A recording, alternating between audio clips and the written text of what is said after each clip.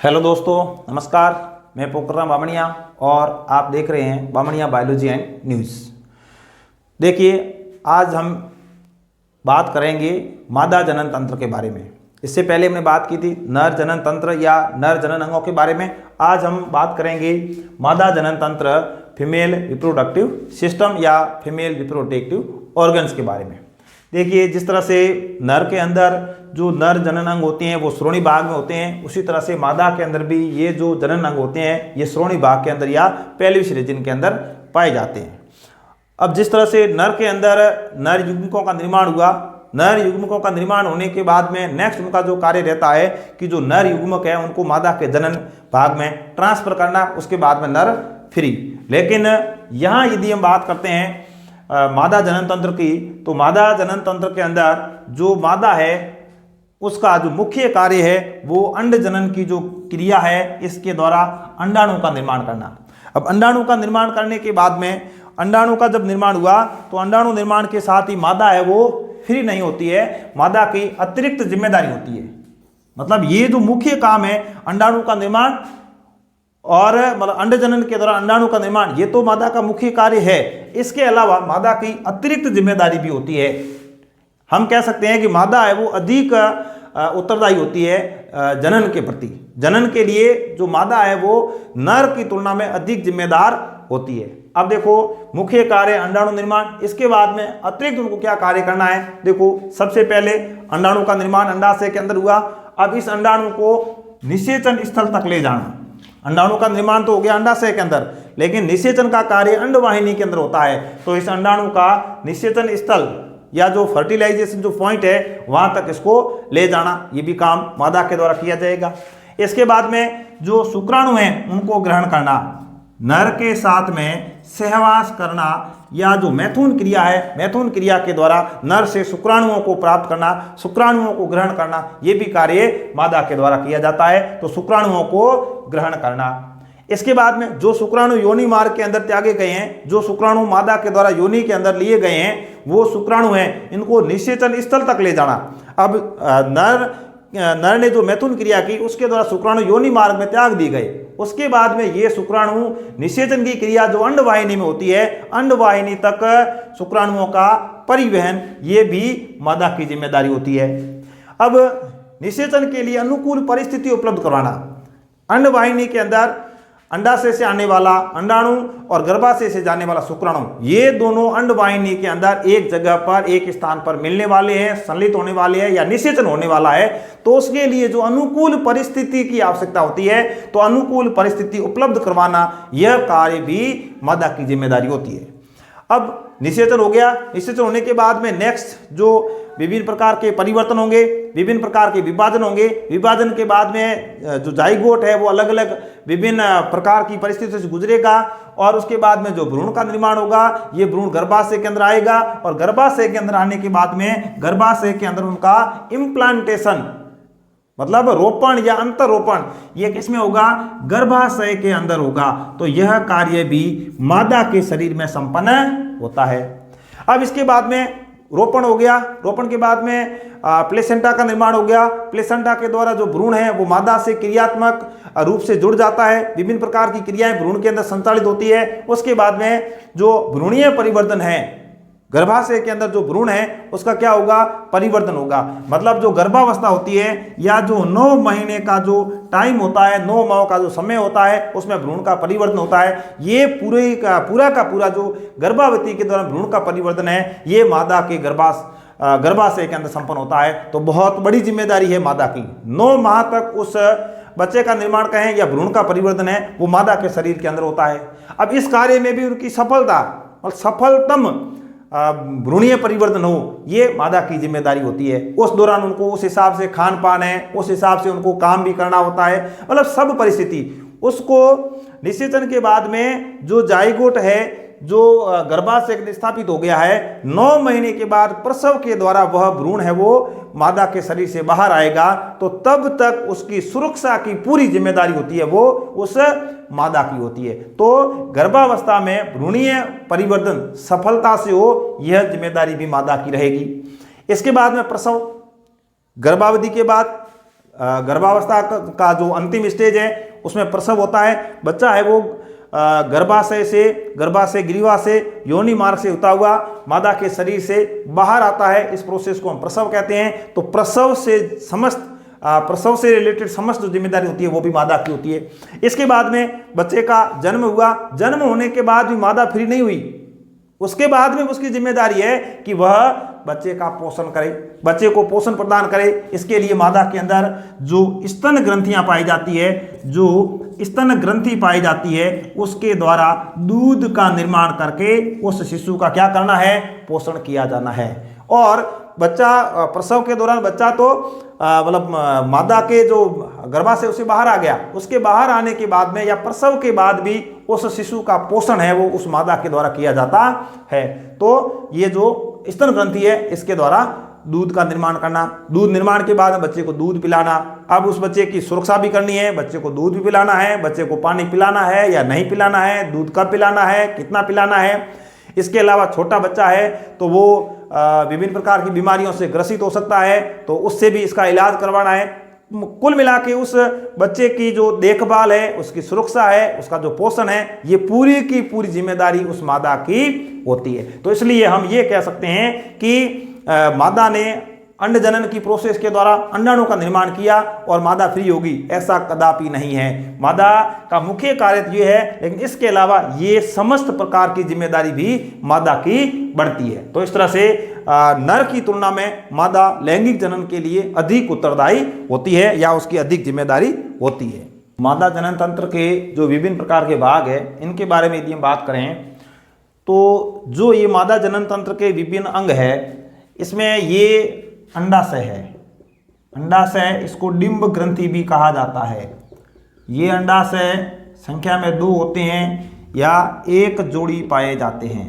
जो बाईं ओर होते हैं उसको बायां अंडाशय बोलते हैं, जो दाईं ओर होते हैं उसको दायां अंडाशय कहते हैं।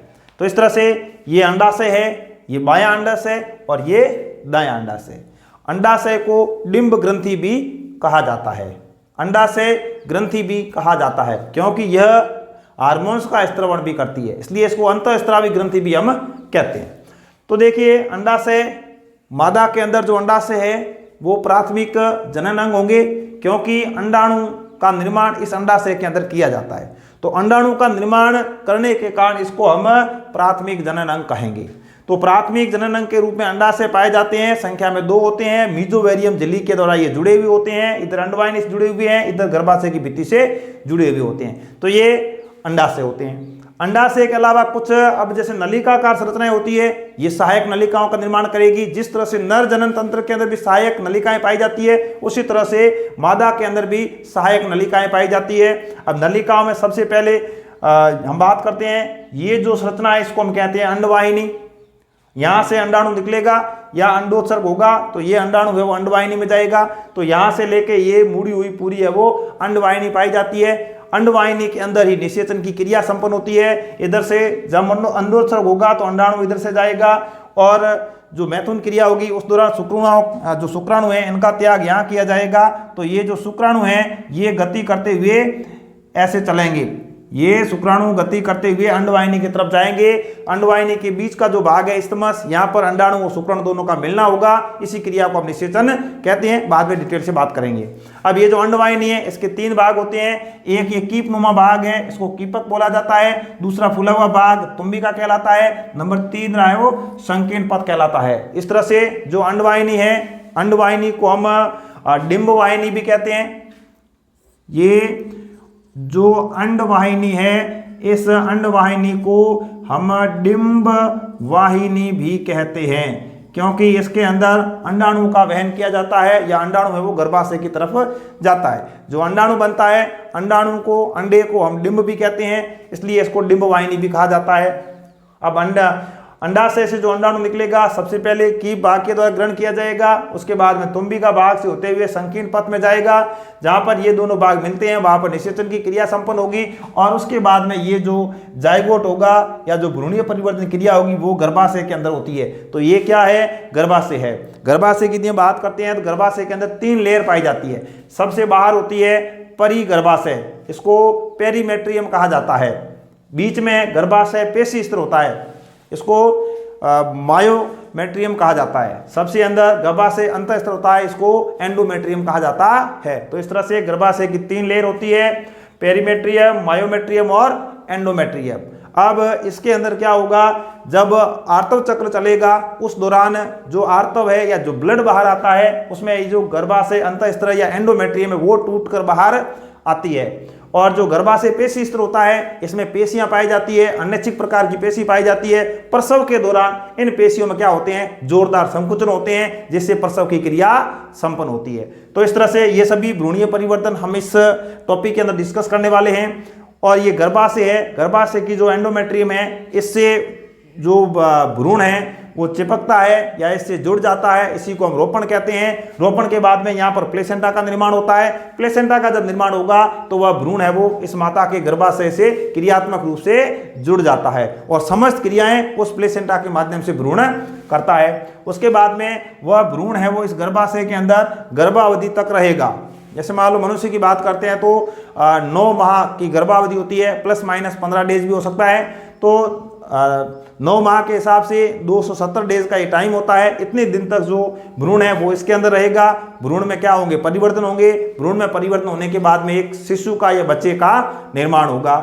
जब गर्भावधि कंप्लीट हो जाएगी या 9 माह का समय पूरा हो जाएगा तो ये जो शिशु है जो ये पेशी स्तर में संकुचन होंगे, प्लेसेंटा के अंदर विभिन्न प्रकार के हार्मोन्स का स्त्रमण होगा। ये सभी प्रकार के हार्मोन्स मिलकर क्या करेंगे, प्रसव की क्रिया संपन्न करते हैं। जब प्रसव की क्रिया होती है उस समय जो शिशु है वो इस गर्भाशय ग्रीवा के माध्यम से ग्रीवा नाल और योनि के द्वारा या इस मार्ग के द्वारा जो शिशु है वो माता के गर्भाशय से बाहर आ जाता है। इसी क्रिया को हम प्रसव कहते हैं। तो इस तरह से जो फीमेल रिप्रोडक्टिव सिस्टम है उसके विभिन्न प्रकार के अंग हैं। तो अभी हमने चित्र के माध्यम से इसको समझने का प्रयास किया। बात करते हैं मादा जनन तंत्र। तो मादा जनन तंत्र के 4 भाग होते हैं। ये जो 4 भाग होते हैं इसमें सबसे पहले प्राथमिक जनन अंग, फिर सहायक नलिकाएं और बाह्य जननेंद्रिय और सहायक ग्रंथियां। तो इस तरह से जिस तरह हमने नर जनन तंत्र की बात की उसमें भी 4 भाग थे, उसी तरह से मादा जनन तंत्र की जब हम बात करते हैं तो इसको 4 भागों में बांटकर हम इसका अध्ययन करते हैं।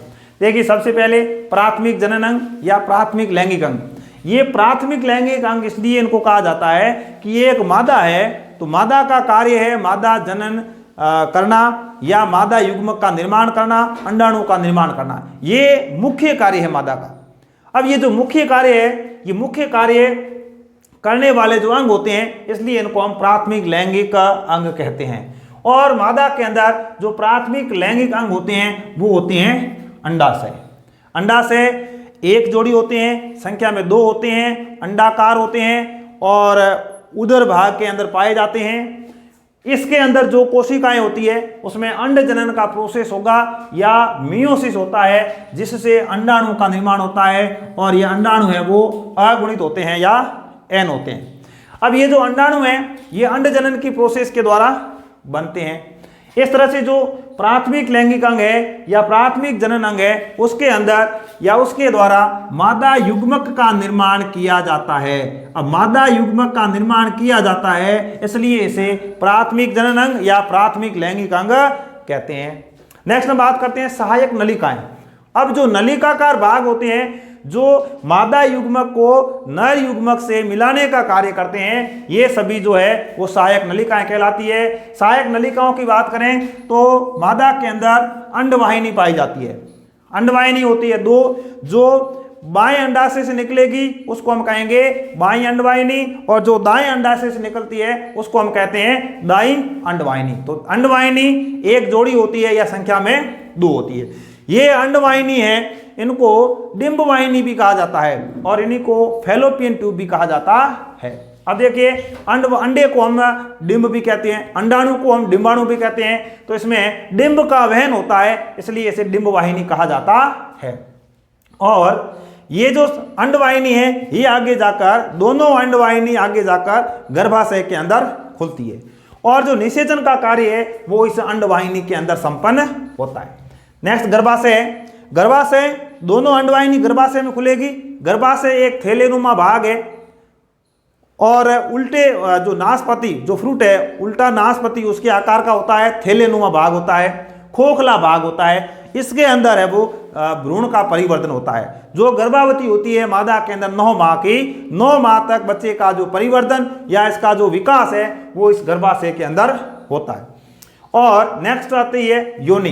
जो गर्भाशय के बारे में हम बाद में बात करेंगे। इसके 3 भाग होते हैं। तो इसमें सबसे नीचे की ओर जो भाग होता है उसको गर्भाशय ग्रीवा कहा जाता है। ये जो ग्रीवा वाला भाग है ये बाद में योनि के अंदर खुलता है। और ये योनि एक ऐसा अंग है जो मैथुन क्रिया के दौरान नर से शुक्राणु या वीर्य को ग्रहण करने का कार्य करता है। नेक्स्ट हम बात करते हैं बाह्य जननेंद्रिय। बाहर से जो मादा के अंदर बाहर से जो जननेंद्रिय है उसको हम कहेंगे बाह्य जननेंद्रिय। ये इसका बाहर का भाग है, इसको भग या वल्वा भी कहा जाता है। सहायक ग्रंथियां, 2 प्रकार की सहायक ग्रंथियां होती है। एक स्तन ग्रंथियां होती है, दूसरी बार्थोलिन ग्रंथियां होती है। जो स्तन ग्रंथियां होती है ये बच्चों को पोषण प्रदान करने के लिए दूध निर्माण का कार्य करती है। और जो बार्थोलिन ग्रंथियां होती है इसका जो स्त्राव है वो स्त्राव योनि को चिकना बनाता है, जिससे संभोग क्रिया आसान होती है। या हम ये कह सकते हैं कि इसका जो स्त्राव है वो स्नेहक के रूप में काम करता है। प्राथमिक लैंगिक अंग या जो प्राथमिक जनन अंग है इसके रूप में मादा के अंदर अंडाशय पाए जाते हैं। अंडाशय की संख्या होती है 2। कितने होते हैं संख्या में? 2, या इसको हम एक जोड़ी कह सकते हैं। मादा के पेट में या उदर भाग के अंदर 2 अंडाशय पाए जाते हैं। जो दाईं ओर पाया जाता है उसको दायां अंडाशय बोलते हैं, और जो बाईं ओर पाया जाता है उसको बायां अंडाशय बोलते हैं। अब ये प्राथमिक लैंगिक अंग है तो इनका क्या काम है कि प्राथमिक रूप से ये मादा के अंदर मादा युग्मक का निर्माण करेंगे, और मादा युग्मक को हम अंडाणु भी कहते हैं। इसका मतलब ये जो अंडाशय है इसके अंदर एक प्रोसेस होगा अंड जनन, oogenesis, और ये इस oogenesis के द्वारा किसका निर्माण होगा? अंडाणु का निर्माण होगा। इस अंडाणु को हम मादा युग्मक या फीमेल गैमेट भी कहते हैं। इस तरह से मादा युग्मक का निर्माण हो जाएगा। और यह जो अंडाशय है इस अंडाशय के द्वारा हार्मोन्स का स्त्रवण भी किया जाता है, और ये जो हार्मोन होते हैं इनको हम अंडाशयी हार्मोन कहते हैं, या ये स्टीरॉइड हार्मोन कहलाते हैं। अब ये जो अंडाशय मादा के अंदर एक अंडाशय दोनों ओर पाया जाता है, उधर में नीचे की ओर पाए जाते हैं। यदि अंडाशय की लंबाई की बात करें तो 2 से 4 सेंटीमीटर, प्रत्येक अंडाशय की लंबाई है वो 2 से 4 सेंटीमीटर होती है, जबकि जो चौड़ाई है वो कितनी होती है? 1.5 या 1.5 सेंटीमीटर। ये जो अंडाशय होते हैं ये श्रोणी भित्ति और गर्भाशय से स्नायु के द्वारा या लिगामेंट्स के द्वारा जुड़े हुए होते हैं। प्रत्येक अंडाशय के चारों ओर एक आवरण होता है, या यह जो जनन उपकला है इसके द्वारा ढका हुआ होता है। अंडाशय को हम देखें तो अंडाशय के 2 भाग होते हैं। बाहर का जो भाग होता है इसको कॉर्टेक्स कहा जाता है, कॉर्टेक्स, या इसको हम बोलते हैं वलकुट भाग। जो बाहर का भाग होता है उसको वलकुट बोलेंगे, जो अंदर का भाग होता है इसको मेडुला बोला जाता है। ये जो मेडुला भाग है इसके अंदर छोटी छोटी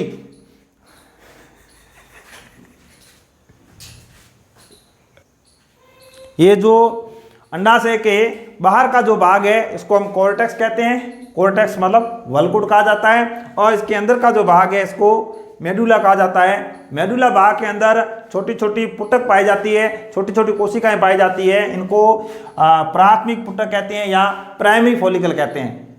जब आगे अंड जनन का प्रोसेस होता है, इस अंड जनन के प्रोसेस के दौरान ये जो प्राथमिक पुटक है ये द्वितीय पुटक में बदलता है, द्वितीय पुटक पर तृतीय पुटक में बदलता है, और लास्ट में है वो जो तृतीय पुटक है वो ग्राफीन पुटक या परिपक्व पुटक के अंदर चेंज होता है। और इसी पुटक के अंदर जो अंडाणु पाया जाता है या अंडाणु का निर्माण इसके द्वारा होता है। जब अंडोत्सर्ग की क्रिया होती है तो ये जो ग्राफीन पुटक है इसके द्वारा अंडाणु है वो बाहर रिलीज हो जाता है, और ग्राफीन पुटक से अंडाणु का बाहर निकलना अंडोत्सर्ग कहलाता है।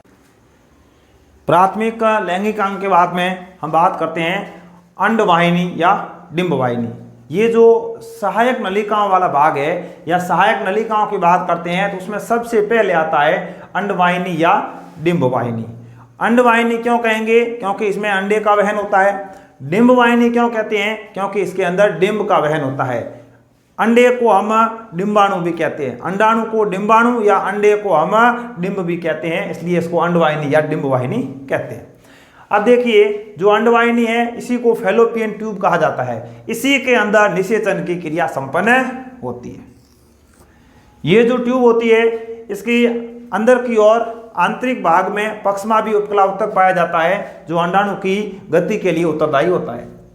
जो दो प्रकार के अंडाशय पाए जाते हैं, बाएं अंडाशय से बाईं अंडवाहिनी निकलती है, दाएं अंडाशय से दाईं अंडवाहिनी निकलती है, और प्रत्येक जो अंडवाहिनी होती है वो 10 से 12 सेंटीमीटर लंबाई की होती है। या हम ये कह सकते हैं कि प्रत्येक अंडाशय से 10 से 12 सेंटीमीटर लंबाई की एक नलिका निकलती है जो जाके गर्भाशय के अंदर खुलती है, इसी को हम अंडवाहिनी या डिंबवाहिनी कहते हैं। अब यदि हम इसके अंडवाहिनी के भागों की बात करें तो अंडवाहिनी को 3 भागों में बांटा जाता है। कितने भागों में? 3 भागों में बांटा जाता है। नंबर 1 कीपक जिसे इनफंडिबुलम कहा जाता है, नंबर 2 तुम्बिका जिसे एम्पुला कहा जाता है, और नंबर 3 संकीर्ण पथ जिसे इस्थमस कहा जाता है। तो जो सबसे पहला भाग है वो ज़्यादा इंपॉर्टेंट है क्योंकि यह अंडाशय के पास स्थित होता है और कीप नुमा होता है, कीप की तरह होगा, और इसके ऊपर अंगुली समान प्रक्षेप पाए जाते हैं। जैसे ये कीप है और ये अंगुली नुमा प्रवर्त ऐसे पाए जाते हैं। ऐसे जो प्रक्षेप होते हैं इनका क्या कार्य है कि जो अंडोत्सर्ग की क्रिया होती है, अंडोत्सर्ग के दौरान जो अंडाणु का उत्सर्जन होगा तो ये जो प्रक्षेप है ये अंडाणु को ग्रहण करने का कार्य करते हैं। इस तरह के जो प्रक्षेप होते हैं, जो अंगुली नुमा प्रवर्त होते हैं, इनको झालर कहा जाता है या इसको फिमरी कहा जाता है। तो जो कीपक वाला भाग है उसका मुख्य कार्य है अंडोत्सर्ग के दौरान जो अंडाणु का उत्सर्जन हुआ है उसको ग्रहण करना, उसको ग्रहण करने का मुख्य कार्य होगा। इसके बाद में जो 2 नंबर भाग है तुम्बिका या एम्पुला, यह भाग है वो इस अंडवाहिनी के मध्य का भाग है, थोड़ा चौड़ा भाग है, चौड़े भाग को ही हम तुम्बिका बोलते हैं। नेक्स्ट संकीर्ण पथ, ये संकीर्ण हो जाता है, थोड़ा क्या कहेंगे इकट्ठा हो जाएगा, संकीर्ण हो जाएगा, इसको इस्थमस कहा जाता है। यह अंडवाहिनी का अंतिम भाग है और यह भाग आगे किसमें खुलेगा? गर्भाशय में खुलेगा। या हम ये कह सकते हैं कि जो संकीर्ण पद है इस्थमस का जो भाग है यह गर्भाशय के पास में स्थित होता है। अब देखिए अंडवाहिनी के अंदर निषेचन का कार्य संपन्न होता है। निषेचन की क्रिया कहाँ पर होती है? अंडवाहिनी में होती है। तो निषेचन की क्रिया कहाँ पर होती है ये बात और ज्यादा इंपॉर्टेंट हो जाती है। तो देखिए ये जो भाग है कीपक तुम्बिका, इस भाग से तो ये अंडाशय है, अंडाशय के बाद कीपक फिर तुम्बिका, तो इस भाग से तो अंडाणु आ रहा है, अंडोत्सर्ग के बाद में अंडाणु इस तरह से गर्भाशय की ओर जा रहा है, और उधर से संभोग क्रिया के दौरान नर ने जो शुक्राणु योनि मार्ग में छोड़े गए थे, योनि मार्ग में जो त्यागे गए थे, वहां से शुक्राणु अपनी पूंछ के द्वारा गति करते हुए वो जा रहे हैं गर्भाशय से अंडवाहिनी की तरफ। तो इस तरह से अंडवाहिनी के अंदर अंडाशय से तो अंडाणु आ रहा है, गर्भाशय से शुक्राणु आ रहा है। तो ये अंडाणु और शुक्राणु का मिलन या इन दोनों का जो मिलन है वो तुम्बिका और संकीर्ण पथ इन दोनों के जॉइंट पर होता है, या इन दोनों का जो संधि स्थल होता है वहां पर इनका मिलन होता है, और इस क्रिया को हम निषेचन कहते हैं। शुक्राणु और अंडाणु का मिलना निषेचन कहलाता है, और यह क्रिया कहां पर संपन्न होती है? अंडवाहिनी के अंदर संपन्न होती है। कहां पर संपन्न होती है? फैलोपियन नलिका के अंदर संपन्न होती है। और फैलोपियन नलिका के अंदर भी कहां पर संपन्न होती है? तुम्बिका और संकीर्ण पथ इन दोनों का जो संधि स्थल होता है वहां पर ये दोनों मिलेंगे तो निषेचन की क्रिया संपन्न होगी, और निषेचन की क्रिया के बाद में किसका निर्माण हो जाएगा? जाइगोट का निर्माण हो जाएगा। तो इस तरह से जो मादा युग्मक है अंडाणु ये होता है एन, जो नर युग्मक है वो होता है शुक्राणु, वो भी होता है एन, और यहां पर एन अंडाणु और एन शुक्राणु, मतलब अंडाणु जो कि है गुणित, शुक्राणु जो कि है गुणित, ये दोनों मिलेंगे तो द्विगुणित जाइगोट का निर्माण होता है। किसका निर्माण होता है? द्विगुणित जाइगोट का निर्माण होता है। और यही जो जाइगोट है यही बाद में किसका निर्माण करता है? भ्रूण का निर्माण करता है, और यही भ्रूण है वो बाद में शिशु का निर्माण करता है, जो कि प्रसव क्रिया के दौरान मादा के शरीर से बाहर आ जाता है। अब बात करते हैं गर्भाशय के बारे में। गर्भाशय जिसे यूट्रस कहा जाता है, इसी को बच्चादानी कहा जाता है, इसी को वुम्ब भी कहा जाता है। जो हम नॉर्मल भाषा में कहते हैं बच्चादानी, तो जो बच्चादानी है वो सी यूट्रस या गर्भाशय को कहा जाता है। अब ये जो गर्भाशय होता है ये एक थैलेनुमा संरचना होती है। कैसी होती है? खोखली थैलीनुमा संरचना होती है गर्भाशय। गर्भाशय उल्टी रखी नाशपाती के आकार का भी होता है। गर्भाशय ग्रीवा से, ये योनि से जुड़ा हुआ होता है। गर्भाशय ग्रीवा की जो गुहा होती है उसको ग्रीवा नाल कहते हैं, सर्वाइकल कैनाल कहते हैं, और योनि के साथ मिलकर यह जन्म नाल का निर्माण करता है। इसका निर्माण करता है, जन्म नाल का निर्माण करता है। इसका मतलब ये हुआ कि गर्भाशय का जो गर्भाशय ग्रीवा वाला भाग और दूसरा जो योनि है ये दोनों मिलकर जन्म नाल या इसको हम कह सकते हैं बर्थ कैनाल, इसका निर्माण करता है। अब यदि हम गर्भाशय के भागों की बात करें तो गर्भाशय के ऊपर का जो भाग होता है इसको हम कहते हैं फंडस। ये ऊपरी भाग होता है। ये सी भाग पर यहीं पर आके जो अंडवाहिनी है वो गर्भाशय के अंदर खुलती है। बीच का जो खोखला भाग होता है इसको काय कहा जाता है, बड़ी वाला भाग कहा जाता है, और नंबर थर्ड जो है नीचे वाला भाग जो योनि की ओर होता है इसको गर्भाशय ग्रीवा कहा जाता है, या हम ये कहें कि यूट्रस नेक इसी को कहा जाता है। इसके अंदर जो गुहा वाला भाग होता है, कैविटी वाला भाग होता है, इसको हम सर्वाइकल कैनाल या ग्रीवा नाल कहते हैं। तो ये गर्भाशय की सामान्य संरचना हो गई। अब गर्भाशय के अंदर जो गर्भाशय के अंदर वाली भित्तियां होती है वो ज्यादा इंपॉर्टेंट होती है। वो ज्यादा इंपॉर्टेंट इसलिए होती है कि इसमें 3 प्रकार की भित्ति पाई जाती है। सबसे बाहर परिगर्भाशय, मध्य के अंदर गर्भाशय पेशी स्तर, और अंदर की ओर गर्भाशय अंतः स्तर। इंग्लिश में बोले तो पेरीमेट्रियम, मायोमेट्रियम और एंडोमेट्रियम। तो 3 प्रकार की भित्ति पाई जाती है, और ये तीनों भित्तियां अपने आप में बहुत ज्यादा इंपॉर्टेंट है। जैसे पेरीमेट्रियम सबसे बाहर की होती है और पतली भित्ति होती है। मायोमेट्रियम जो होती है इसमें अन्यछिद्र पेशियां पाई जाती है। अन्यछिद्र पेशियां क्या करेगी? जब प्रसव का कार्य होगा, जब बच्चे का जन्म होगा, उस समय इसके अंदर है वो तेज संकुचन होते हैं। इस जो मायोमेट्रियम की जो अन्यछिद्र पेशियां होती है इसमें तेज संकुचन होते हैं, जिससे क्या होता है प्रसव की क्रिया आसान हो जाती है या प्रसव का कार्य जल्दी हो जाता है। अब अंदर की ओर सबसे अंदर गर्भाशय का अंतः स्तर है जिसको हम एंडोमेट्रियम कहते हैं। क्या कहते हैं? एंडोमेट्रियम कहते हैं। और यह एक ग्रंथि ऊतक होता है, और यह जो ग्रंथि ऊतक होता है यह अंडोत्सर्ग के बाद में यदि निषेचन की क्रिया संपन्न नहीं होती है तो टूटकर एंडोमेट्रियम और इसके साथ में जो ऊतक है, रुधिर है, ये सभी योनि मार्ग से बाहर आ जाते हैं। और यह जो एक चक्र है यह नियमित अंतराल के बाद होता है, या इसके अंदर चक्रिक परिवर्तन होते हैं, इसी को माहवारी बोला जाता है। तो इस तरह से इनमें यह जो परिवर्तन है ये चक्रिक होते हैं, हर माह दोहराए जाते हैं, हर माह दोहराए जाते हैं, इसलिए इसको माहवारी चक्र कहा जाता है। शॉर्ट में हम इसको एमसी साइकिल बोलते हैं, इसी को रजोधर्म भी बोला जाता है, इसी को और कई नाम से हम जानते हैं। तो ये जो माहवारी चक्र है इसके लिए जिम्मेदार होती है एंडोमेट्रियम। यदि निषेचन की क्रिया संपन्न हो जाती है तो ये माहवारी चक्र है वो बंद हो जाएगा, और यदि निषेचन की क्रिया संपन्न नहीं होती है तो जो अंडाणु है, जो अंडोत्सर्ग के दौरान अंडाणु का उत्सर्जन हुआ वो अंडाणु प्लस ये एंडोमेट्रियम, इसके साथ में ब्लड ऊतक, विविध प्रकार की ग्रंथियां, ये सब योनि मार्ग से बाहर आती है। इस चक्रिक परिवर्तन को हम माहवारी या मासिक धर्म कहते हैं।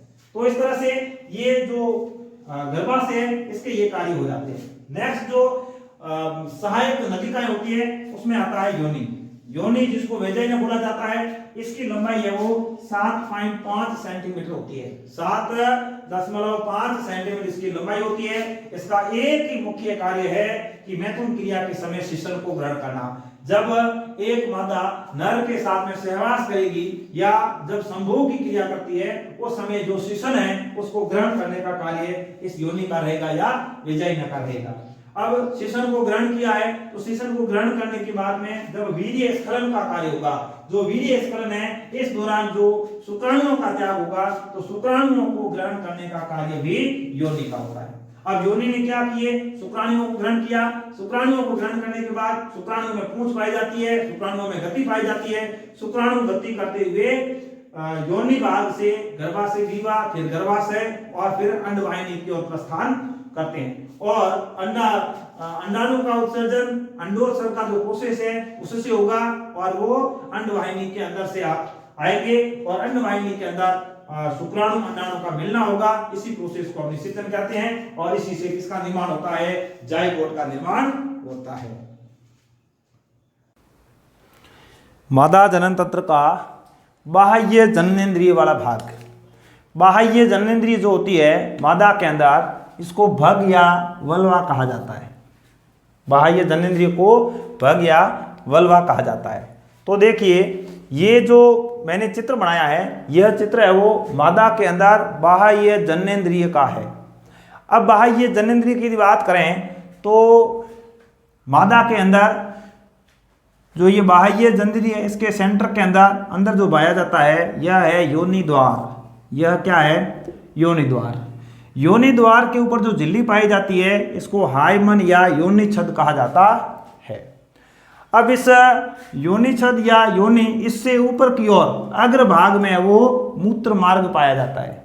देखो मादा की बात करें तो मादा के अंदर मूत्र मार्ग अलग होता है और जनन के लिए योनि मार्ग अलग होता है। इसका मतलब क्या हुआ कि जो बाह्य जननेंद्रिय है, इस बाह्य जननेंद्रिय के अंदर दो छिद्र पाए जाते हैं। एक छिद्र होता है मूत्र त्याग के लिए और दूसरा छिद्र होता है योनि द्वार जो जनन से संबंधित क्रिया करता है। इस तरह से दो छिद्र पाए जाते हैं। जबकि यदि हम नर की बात करें तो नर के अंदर क्या होता है, एक ही छिद्र पाया जाता है जो जनन का कार्य भी करता है और वही छिद्र है वो मूत्र उत्सर्जन का कार्य भी करता है।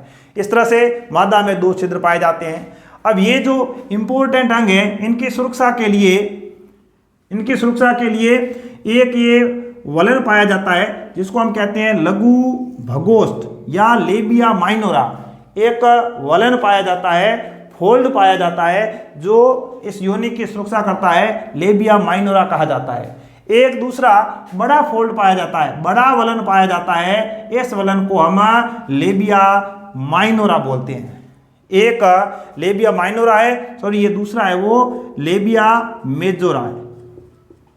लेबिया माइनोरा और लेबिया मेजोरा। तो इस तरह से इसकी है वो सुरक्षा होती है। और जहां पर ये जो वृद्ध भगोष्ठ है ये मिलते हैं अग्र भाग में, वहां पर एक अंगुलीनुमा संरचना पाई जाती है जिसको हम भगसेफ कहते हैं या क्लाइटोरिस कहते हैं। यह जो क्लाइटोरिस होता है इसमें उत्तेजनशीलता का गुण पाया जाता है। जिस तरह से नर के अंदर जो शिशन होता है वो शिशन के अंदर उत्तेजनशीलता का गुण पाया जाता है, उसी तरह से इस भगसेफ या क्लाइटोरस के अंदर भी उत्तेजनशीलता का गुण पाया जाता है। इसलिए इसको शिशन के समजात कहा जाता है। शिशन के समजात कहा जाता है। मतलब दोनों कार्य तो दोनों का अलग अलग है, लेकिन उन उत्पत्ति के हिसाब से देखें तो दोनों में समानता पाई जाती है, इसलिए इसको शिशन के समजात अंग कहा जाता है। बोर्ड एग्जाम की दृष्टि से बहुत ही इंपॉर्टेंट सवाल बन सकता है कि शिशन के समजात अंग किसे माना जाता है। तो किसे मानते हैं, भगसेफ या क्लाइटोरिस को। अब देखिए ये इससे ऊपर का जो भाग है जिसके ऊपर यौनारंभ के अंदर रोम आ जाते हैं, इसको जगन सेल कहा जाता है। तो ये जो चित्र मैंने बना रखा है ये भाग है वो बाह्य जननेंद्रिय के पाए जाते हैं। तो देखिए जो बाह्य जननेंद्रिय वाला भाग है यह मादा के अंदर श्रोणी भाग में पाया जाता है या पेल्विस रीजन में पाया जाता है, दोनों टांगों के बीच में पाया जाता है। जिस तरह से नर के अंदर जो प्राथमिक जनन अंग जो वृषण होते हैं वो दोनों टांगों के बीच में लटके हुए पाए जाते हैं, उसी तरह से यह जो भाग होता है ये भी दोनों टांगों के बीच में पाया जाता है। यौवनारंभ के समय है वो इसके ऊपर रोम आ जाते हैं। ये जो जगन सेल वाला जो क्षेत्र है यहाँ पर यौवनारंभ के समय जो रोम आ जाते हैं। मूत्र मार्ग और जनन छिद्र इनमें अलग अलग होते हैं, इसके बारे में हमारी बात हो चुकी है। ये मूत्र मार्ग है और ये जनन छिद्र है। मादा के अंदर दोनों छिद्र अलग अलग पाए जाते हैं। अग्र भाग में कौन सा होता है या ऊपर की ओर कौन सा होता है, तो वो होता है मूत्र मार्ग। पश्च भाग या नीचे की ओर देखें तो कौन सा होता है, योनि द्वार होता है। इसके अलावा जो जगन सेल है इसमें वसामय उत्तक पाए जाते हैं, वसा वाले उत्तक पाए जाते हैं। गद्दीदार त्वचा होती है। ये इसके ऊपर किसी भी प्रकार का धक्का लगता है तो उससे सुरक्षा करने का कार्य करेगा। वृहद भगोष्ठ जो होते हैं, लेबिया मेजोरा, ये मांसल वलन होते हैं, फोल्ड होते हैं, ये ऐसे इकट्ठे हो जाएंगे और ये क्या करेंगे, इसके अंदर योनि की सुरक्षा होती है, योनि इसके अंदर पाई जाती है तो योनि की सुरक्षा होती है। ये इस तरह का फोल्डिंग है, ये खुले हैं और बाद में ये इस तरह से योनि की सुरक्षा करेंगे, ऊपर से ये फोल्ड हो जाएंगे। लघु भगोष्ठ होते हैं, ये एक जोड़ा वलन होते हैं और ये अंदर की ओर पाए जाते हैं। योनि द्वार, जो योनि है या योनि द्वार है, इसमें क्या होगा, मैथुन के समय मैथुनांग का इसमें प्रवेश होता है। जो मैथुन क्रिया होती है, जो संभोग की क्रिया होती है, उस दौरान जो मैथुनांग नर के अंदर शीशन पाया जाता है, शीशन या जो मैथुनांग है वो इस योनि के अंदर प्रवेश करता है। योनि द्वार के ऊपर एक पतली परत पाई जाती है जिसे योनि छद या हाइमन कहा जाता है। ये जो हाइमन है, देखिए ये योनिक द्वार है, योनि द्वार के ऊपर ये जो परत पाई जाती है इसको हम हाइमन या योनि छद कहते हैं। ये जो योनि छद है प्रथम संभोग के दौरान फट जाती है। जब महिला के साथ में पहली बार संभोग होता है उस समय यह जो योनि छद है या हाइमन ये फट जाती है। और कई औरतें ऐसी होती है, कई औरतों के अंदर जो प्रथम बार संभोग हो जाने के बाद में भी यह योनि छद बनी रहती है। और कुछ महिलाओं के अंदर, या कुछ महिलाओं की बात करें जो खेल कूद में सक्रिय भागीदारी निभाती है या साइकिल चलाती है, घुड़सवारी भी करती है, और जो योनि टेम्पोन होते हैं जो माहवारी चक्र के दौरान काम में लिए जाते हैं, योनि टेम्पोन को योनि के अंदर घुसाते दौरान जानकारी के अभाव में हम कहें तो संभोग से पहले भी यह हाइमेन या योनि छद टूट सकती है। तो इसके लिए हम ये नहीं कह सकते कि मान लो किसी महिला के अंदर ये हाइमेन या योनि छद टूटी हुई है तो उसको यौन अनुभव है। ये यौन अनुभव का वास्तविक सूचक नहीं है, क्योंकि कई महिलाओं के अंदर संभोग के बाद में भी यह पाई जाती है और कई महिलाओं के अंदर ये जो हमने बात की अभी, खेल कूद है, साइकिल चलाना है, घुड़सवारी है, इनमें यदि वो सक्रिय भागीदारी निभाती है तो ऐसी स्थिति में कई बार जैसे मान लो घोड़े की सवारी के दौरान या उससे गिरने के दौरान, साइकिल चलाते समय गिरने के दौरान भी यह फट सकती है। तो जो यौन अनुभव का सूचक हम इसको कदापि नहीं मान सकते। सहायक ग्रंथियां, इनके बारे में, सहायक ग्रंथियां ये सहायता करने का कार्य करेगी या इस कार्य में हेल्प करने का कार्य करेगी। तो मादा के अंदर जो सहायक ग्रंथियां होती है वो दो प्रकार की होती है। एक तो होती है स्तन ग्रंथियां जिसको मेमोलरी ग्लैंड कहा जाता है, दूसरी है वो बार्थोलिन ग्रंथियां होती है। ये भी एक जोड़ी होती है स्तन ग्रंथियां, और ये जो बार्थोलिन ग्रंथि होती है ये भी एक जोड़ी होती है, मतलब ये भी संख्या में 2 होती है और ये भी संख्या में 2 होती है। तो सर्वप्रथम बात करते हैं स्तन ग्रंथियों के बारे में या मेमोलरी ग्लैंड के बारे में। देखिए स्तन ग्रंथियां पाई जाती है, इस वजह से ही हम है वो स्तनधारी है।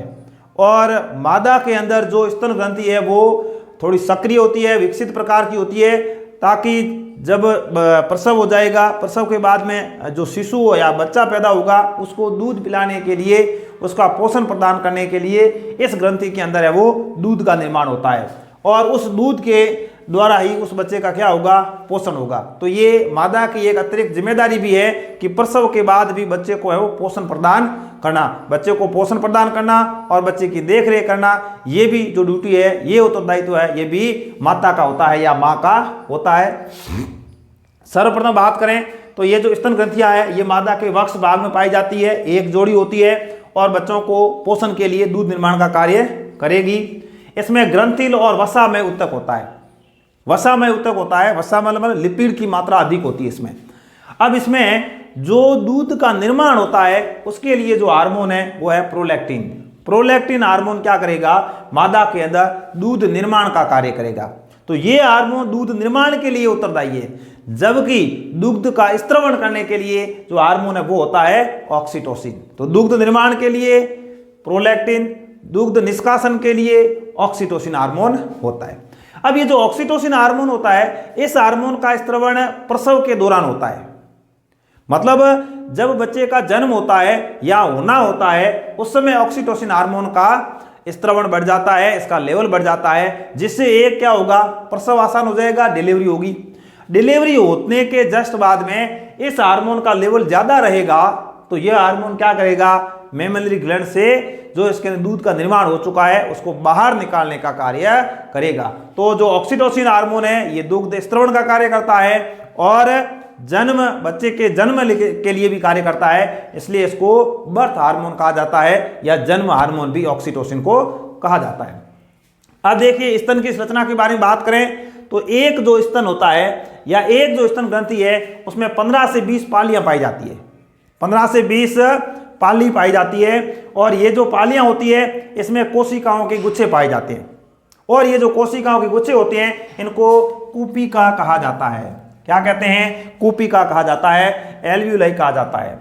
कूपिका के जो गुच्छे होते हैं इनके अंदर दूध का निर्माण होता है और बाद में इस दूध का स्त्रवण भी होता है।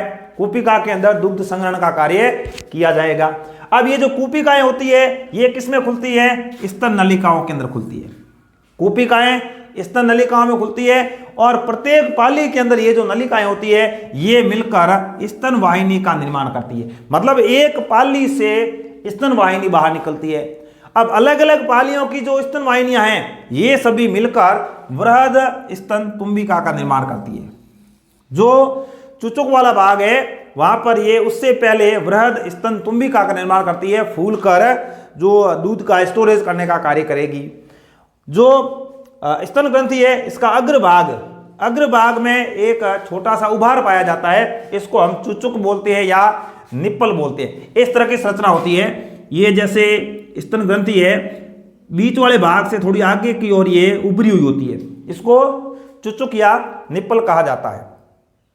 तो ये जो चुचुक है या उबार है इससे पहले वृहद स्तन तुम्बिका पाई जाती है। अब इससे है वो दुग्ध वाहिनी बाहर निकलती है। अब चुचुक वाले भाग से दुग्ध वाहिनी बाहर निकलती है और दुग्ध वाहिनी के द्वारा दूध बाहर निकलता है। अब पहला जो दूध होता है इसको प्रथम दूध जो होता है इसको प्रथम स्तनीय कहते हैं या इसको कोलोस्ट्रम कहा जाता है या इसी को खीस भी कहा जाता है। यह जो प्रथम स्तन्य होता है या जो कोलोस्ट्रम होता है ये बच्चे के वृद्धि और विकास के लिए बहुत ही जरूरी होता है। इसके अंदर वे सभी पोषक पदार्थ होते हैं, कई इसमें है वो एंटीबॉडी भी होती है जो इस दूध के द्वारा उस बच्चे को मिलती है, जिससे इस बच्चे का क्या होता है अच्छे से विकास हो पाता है। चुचुक के चारों ओर एक लाल रंग का घेरा पाया जाता है। जो ये सेंटर का भाग है इसके चारों ओर एक लाल रंग का छोटा घेरा पाया जाता है, इसको स्तन परिवेश कहा जाता है। क्योंकि यह घेरा लाल रंग का होता है। अब लाल रंग का क्यों होता है? क्योंकि इसमें वसा की अधिकता पाई जाती है। वसा की अधिकता के कारण जो स्तन परिवेश है वो लाल रंग का होता है। इस तरह से ये जो विभिन्न प्रकार की स्तन ग्रंथियां मादा के अंदर पाई जाती है वो इस तरह से इसमें दुग्ध का निर्माण करती है या मदद करती है। नेक्स्ट हम बात करें बार्थोलिन ग्रंथियां। तो बार्थोलिन ग्रंथियां संख्या में 2 होती है, एक जोड़ी होती है। और जो योनि मुख है, हमने इससे पहले बात की योनि मुख मतलब जो योनि है उसके थोड़ा अंदर की ओर इसके पार्श्व भाग में दोनों ओर ये ग्रंथियां है वो पाई जाती है। अब इस ग्रंथि का जो स्त्राव है वो भी बहुत ज्यादा इंपॉर्टेंट है।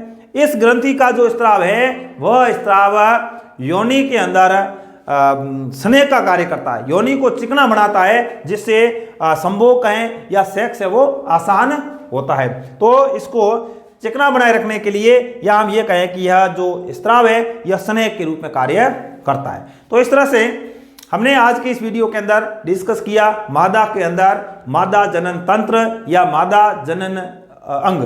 हमने सभी प्रकार के जो अंग हैं इनका है वो विस्तार से अध्ययन किया। हमने जिस तरह से नर के अंदर 4 भाग होते हैं वैसे मादा के अंदर भी मादा जनन अंग के 4 भाग होते हैं। हमने सबसे पहले बात की प्राथमिक लैंगिक अंग या प्राथमिक जनन अंग, उसके बाद में सहायक नलिकाएं, उसके बाद में बाह्य जननेंद्रिय जिसको भग या वल्वा कहा जाता है, और उसके बाद में जो ये सहायक ग्रंथियां हैं इनके बारे में हमने बात की है। तो देखिए ये जो चैप्टर है वैसे हम स्टेप बाय स्टेप आगे और बात करेंगे, लेकिन इस चैप्टर के द्वारा हमें हमारे बारे में ही नॉलेज मिलता है।